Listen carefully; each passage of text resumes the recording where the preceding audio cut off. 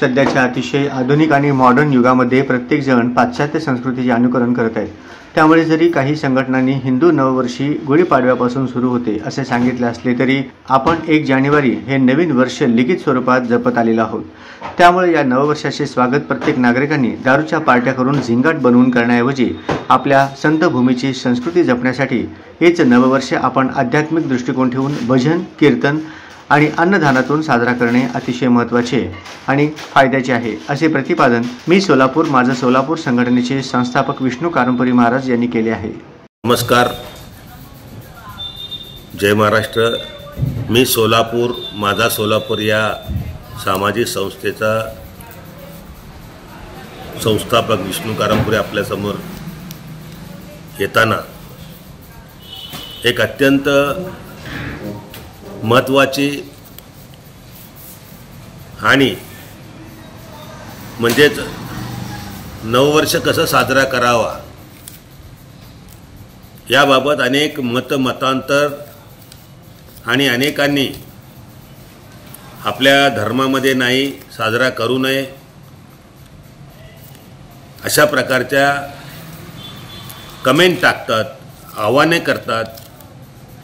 परंतु मला वाटतं माणसाने जीवनामध्ये नेहमी आनंदात, उत्साहात प्रत्येक गोष्ट नवं शिकण्याचा आणि आनंदित राहण्याचा प्रयत्न नेहमी केला पाहिजे आणि त्याचबरोबर आपण इतरांना सुद्धा या आनंदात जुळवून घेऊन आनंद द्विगुणित करावं अशा प्रकारच्या या मला वाटतंय।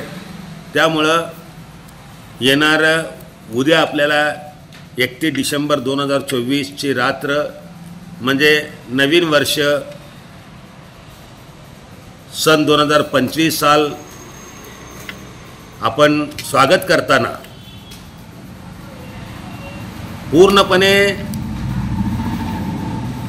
आपल्या धर्माचा नाही ते नववर्ष साजरा करून अशा म्हणण्यापेक्षा साजरा करताना कुठल्याही नवीन गोष्टीला साजरा त्याप्रमाणे करतो ते साजरा करताना आपल्या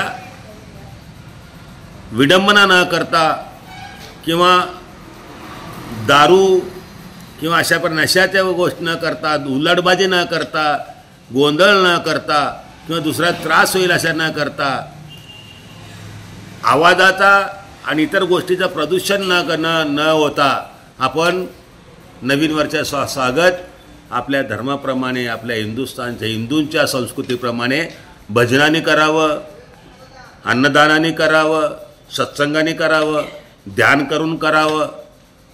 रात्रभर आपण बसून ध्यान, साधना, प्रवचन आणि प्रबोधन अशा वेगवेगळ्या माध्यमातून आपण साजरा करावं अशा प्रकारचे आवाहन करताना मला वाटतंय की आपण जे करतो चांगलं करतो आणि जे करतो चांगलं करण्याचा प्रयत्न करावं। यासाठी नववर्ष हे जागतिक स्तरावरील आपण तारीख वापरतो। म्हणजे आपण कितीसुद्धा प्रतिपदा, द्वितीया, तृतीया, चौथी, त्याचप्रमाणे पंचमी अशा प्रकारचे हिंदू धर्म पुराणाप्रमाणे जे तिथी पाळतो, अमावस्या, पौर्णिमा, एकादशी अशा प्रकारे ते आपल्या धर्माच्या माध्यमातून गुढीपाडव्याला आहे। पण आपण ज्या कुठल्याही गोष्ट करत असताना तारीख जे इंग्रजी तारीख वापरतो त्या इंग्रजी तारखेच्या पूर्ण जागतिक लेवलवर त्याला वापरलं जातं।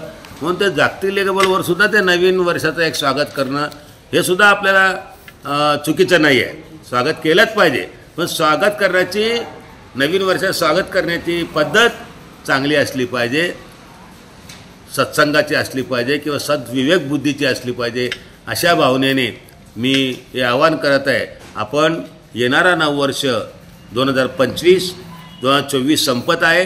2025 सत्संग, भजन, ध्यान, कीर्तन आणि अन्नदान आणि वेगळ्या धार्मिक पद्धतीनं किंवा चांगल्या भावनेने साजरा करावा असं आवाहन करतो आणि त्याचा विपर्यास अर्थ होईल अशा प्रकारच्या कुठल्या गोष्टी घडू नये आणि करू नये असे देखील आवाहन करतो।